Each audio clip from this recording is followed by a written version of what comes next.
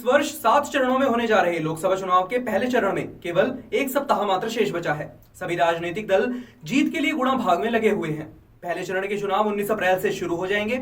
वहीं क्रम संख्या में पहले नंबर की लोकसभा सीट सहारनपुर की बात करें तो सहारनपुर में चुनावी मुकाबला मुख्य रूप से 3 पार्टियों के बीच होने जा रहा है, भाजपा, कांग्रेस व बसपा। जहां इस बार भाजपा के साथ राष्ट्रीय लोकदल का समर्थन है, वहीं बात कांग्रेस की करें तो कांग्रेस के साथ सपा का समर्थन है। सपा यूपी की एक मजबूत पार्टी है जिसमें कोई शक नहीं है, लेकिन पश्चिम यूपी की बात करें तो रालोद पार्टी भी अपने आप में अहमियत रखती है। वहीं इस बार बसपा अकेले अपने दम पर चुनाव लड़ने जा रही है। जहां कई राजनीतिज्ञों का कहना है कि इस बार सहारनपुर में तिकोणिया मुकाबला देखने को मिलेगा, वहीं कई राजनीतिज्ञ इमरान मसूद की जीत पर संदेह जताते दिख रहे हैं। वजह है पिछले 4 बार से लगातार हो रही इमरान मसूद की हार। अब बड़ा सवाल ये खड़ा होता है कि 4 बार से लगातार हार रहे इमरान मसूद क्या तकरीबन 40 साल से हारती हुई कांग्रेस पार्टी को जिता पाएंगे? इसी पर आगे विस्तार से चर्चा करेंगे, बने रहे वीडियो के अंत तक। नमस्कार, मैं गगनदीप और आप सब देख रहे हैं सिटी वेब न्यूज। कुछ राजनीतिज्ञों का कहना है कि इमरान हर बार कसर तो कोई नहीं छोड़ते, लेकिन किस्मत उनका साथ नहीं दे रही है। तो कई राजनीतिज्ञ यह मानते हैं कि इमरान अपने भड़काऊ बोल के कारण और अपनी कट्टर मुस्लिम नेता की छवि के कारण पिछले 4 बार से मुख्य मुकाबले में आने के बावजूद जीत नहीं पाए हैं।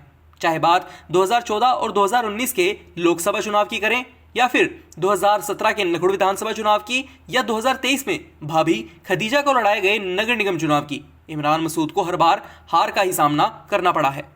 पिछले कुछ तकरीबन 40 वर्षों से जीत के मामले में कांग्रेस का रिकॉर्ड भी खराब ही रहा है।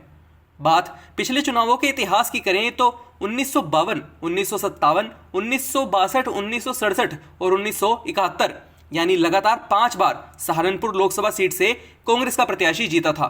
लेकिन इसके बाद 1977 के चुनाव में यह सीट जनता पार्टी और 1980 के चुनाव में जनता पार्टी सेक्युलर के कब्जे में आ गई।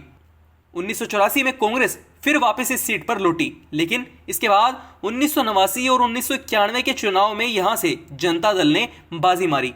1996 और 1998 में बीजेपी की जीत हुई, 1999 में बसपा और 2004 में सपा का कब्जा रहा। इसके बाद 2009 में फिर बसपा वापस लौटी। 2014 में बीजेपी के राघव लखनपाल ने कांग्रेस के कद्दावर नेता इमरान मसूद को हराया और 2019 में बसपा ने वापसी की। इस तरह सहारनपुर की सीट पर सबसे ज्यादा 6 बार कांग्रेस और फिर 3 बार बसपा का कब्जा रहा है। 1989 के बाद से यानी लगभग 35 सालों से कांग्रेस को लगातार सहारनपुर सीट पर हार का सामना करना पड़ रहा है। ठीक ऐसे ही इमरान मसूद को भी लगातार 4 बार से चुनाव में हार का सामना करना पड़ रहा है। यूं तो सहारनपुर में अगर बात करें ऐसे नेता की जिसके पास खुद का सबसे बड़ा वोट बैंक हो, उसमें सबसे ऊपर इमरान मसूद का ही नाम आता है। लेकिन फिर भी कुछ चुनावी समीकरणों के कारण या यूं कह लें कि किस्मत के कारण या फिर हिंदू पक्ष पर पकड़ कम होने के कारण इमरान मसूद का दाव अब तक नहीं लग पाया है। पहले भी 2 बार कांग्रेस पार्टी से ही इमरान मसूद सहारनपुर सीट पर लोकसभा चुनाव लड़ चुके हैं, लेकिन दोनों ही बार उन्हें हार का सामना करना पड़ा था। मार्च 2014 लोकसभा चुनाव की बात करें तो इमरान मसूद दूसरे नंबर पर आए थे और भाजपा प्रत्याशी राघव लखनपाल से तकरीबन 65,000 वोटों से उन्हें हार का सामना करना पड़ा था। इसके बाद 2019 के लोकसभा चुनाव में लगभग 3,07,000 वोटों के फर्क से उन्हें बसपा प्रत्याशी हाजी फजलुर रहमान ने हार का स्वाद चखाया था। लेकिन अब बात लोकसभा चुनाव 2024 की करें तो फिर एक बार कांग्रेस पार्टी ने अपना विश्वास इमरान मसूद के ऊपर जताया है और इस बार इमरान भी अपनी रणनीति में बदलाव के साथ देखे जा रहे हैं।